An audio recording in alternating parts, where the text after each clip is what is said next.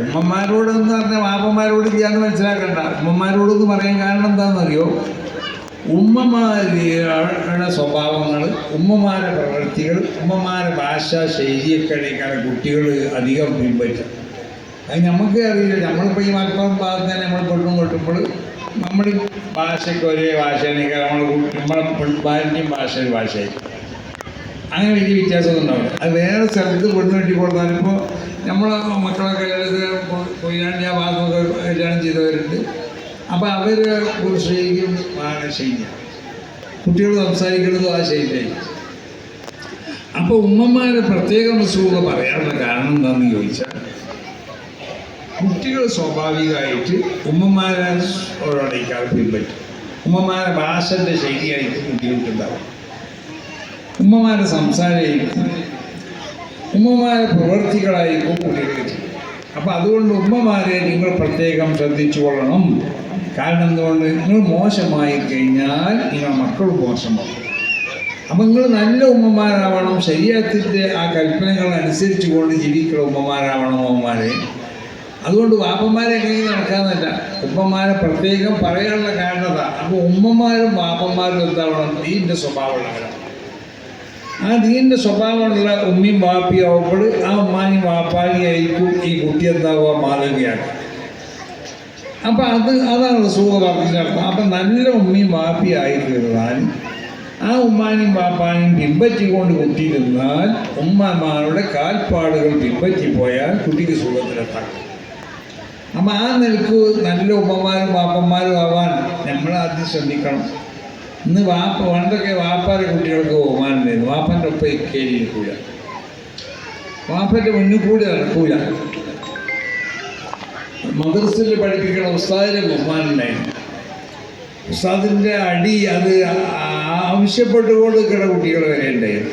സ്കൂളിലെ അധ്യാപകന്മാരെ ബഹുമാനിക്കൽ, ആ ബഹുമാന സ്വഭാവം മുമ്പ് നമ്മൾക്കൊക്കെ ഉണ്ടായിരുന്നു. നമ്മളെ വാപ്പാരൊക്കെ നമ്മളെ കുട്ടികളെ നമ്മളൊക്കെ സ്കൂളിൽ മദ്രസയിൽ കോളേജ് ചേർത്തുമ്പോൾ എന്താ പറഞ്ഞത്? മാഷന്മാരോടും മറ്റു ഉസ്താദന്മാരോടൊക്കെ എന്ത് കുരുത്തക്കേടുണ്ടാകും നന്നായി അടിച്ചുകൂടിയതാണ്. ഇന്നങ്ങനല്ല. അന്ന് ഉസ്താദ് അടിച്ചിട്ടാണെങ്കിൽ അടിച്ചിട്ടല്ല കേസ് കൊടുക്കുന്നത്. ഉസ്താദിൻ്റെ പേരിലോ അല്ലെങ്കിൽ മാസ്റ്റർ പേരിലോ തോന്നിയാസം എന്തെങ്കിലും പറഞ്ഞു കാണാണ് വാപ്പയും എല്ലാം കൂടി കൂടിക്കാണ്ട് കേസ് കൊടുക്കുന്നത്. പിന്നെ നമ്മൾ കുട്ടികളെങ്ങനെ നന്നാവുക? അപ്പോൾ കുട്ടികൾ നന്നാവാത്തതിൻ്റെ കാരണം ആരാധന ചോദിച്ചാൽ നമ്മൾ തന്നെയാണ്. അപ്പോൾ നമ്മൾ യഥാർത്ഥത്തിൽ നമ്മളെ ഈമാൻ ശക്തിപ്പെടുത്താൻ വേണ്ടി നമ്മൾ ശ്രദ്ധിക്കാം. നമ്മളിൽ നിന്നുണ്ടാവുന്ന എല്ലാ നന്മകളും നമ്മളെ ഈമാനിൽ നിന്നാവണം ആ നന്മകളെ നമ്മൾ പ്രചോദനം ഉണ്ടായിട്ടുള്ളത്. ആ നിലയ്ക്ക് ഈമാനിൽ നിന്നുണ്ട ബായിഫ് ഈമാനായി, അതിൻ്റെ പ്രചോദന വസ്തു ഈമാനായി ആ ഈമാനിൽ നിന്നുണ്ടാക്കിയിട്ടുണ്ട്.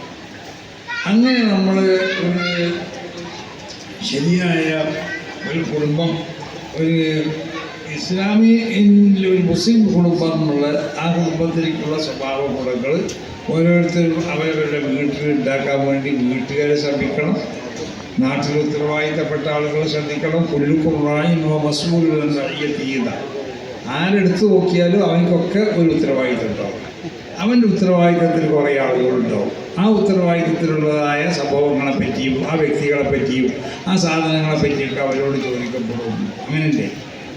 നാട്ടിലെ കാരണന്മാർക്കൊരു ഉത്തരവാദിത്തം ഉണ്ടാവും, നാട്ടിലെ ഖതീബിനൊരു ഉത്തരവാദിത്തം ഉണ്ടാവും, മദ്രസയിലെ സദറിനൊരു ഉത്തരവാദിത്തം ഉണ്ടാവും, അതുപോലെ തന്നെ വീട്ടുകാരനിക്കൊരു ഉത്തരവാദിത്തം ഉണ്ടാവും, വീട്ടിലെ പെണ്ണ് നിയന്ത്രിക്കുന്ന ആ വീട്ടുകാരത്തിക്കൊരു ഉത്തരവാദിത്തം ഉണ്ടാവും. ഓരോരുത്തർക്കും ഉത്തരവാദിത്തം ഉണ്ടെന്ന് മനസ്സിലാക്കുക. ഈ ഉത്തരവാദിത്തമോ മസ്ഊലുൻ അൻ റഇയ്യതിഹി, അവൻ്റെ ഉത്തരവാദിത്തത്തിൻ്റെ ബൗണ്ടറി, അതിൻ്റെ അതിർവരമ്പുകൾക്ക് ഉള്ളിലുള്ള എല്ലാ വസ്തുക്കളെ പറ്റിയും അവനോട് ചോദ്യം ചെയ്യപ്പെടുകയും ചെയ്യും. അപ്പോൾ ഇത് മനസ്സിലാക്കിക്കൊണ്ട് നമ്മളൊക്കെ എന്ത് വേണമെന്ന് പറഞ്ഞാൽ നമ്മൾ അമ്പുസക്കുമ്പോൾ ആഗ്രഹിക്കുന്ന ആളാണ്. നമ്മളെ ശ്രദ്ധിക്കുക. പിന്നെ നമുക്ക് ശ്രദ്ധിക്കാൻ പറ്റുന്നവരെ ശ്രദ്ധിക്കുക. നമ്മൾ പറഞ്ഞാൽ കേൾക്കുക. മക്കളോട് പറഞ്ഞാൽ കേൾക്കില്ല. അപ്പം മക്കളും അമ്പുസക്കുമ്പോൾ ആഗ്രഹിക്കുന്നതാണ് മക്കളി പെണ്ണുകളിലല്ല.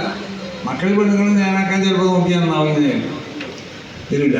അപ്പം നമ്മൾ പറഞ്ഞാൽ കേൾക്കുന്ന ആളാണ് ആഗ്രഹിക്കുന്നു പറഞ്ഞാൽ നിങ്ങൾ ശ്രദ്ധിക്കുക. നിങ്ങൾക്ക് ആരൊക്കെ പിടിച്ച് നന്നാക്കാൻ പറ്റുമോ അവരിങ്ങൾ പിടിച്ച് നന്നായിക്കൊണ്ട് അവരിങ്ങൾ നരകത്തിൽ തൊട്ട് അവരെ ശ്രദ്ധിക്കുക. ആ നിലക്ക് അവർ നരകത്തിലേക്ക് വന്നു പോകാൻ പാടില്ല. അതിന് നിങ്ങൾ എന്താക്കണം? ഒരു മറ ഉണ്ടാക്കി തീർക്കണം. അപ്പം അതുകൊണ്ട് ആ നിലക്ക് നമുക്ക് ആത്മീയമായ ഉന്നതിക്ക് ആവശ്യമാവുന്ന ചില ദിവസങ്ങൾ അള്ളാഹു നിശ്ചയിച്ചു, ചില സമയങ്ങൾ അള്ളാഹു നിശ്ചയിച്ചു, ചില മാസങ്ങൾ അള്ളാഹു നിശ്ചയിച്ചു.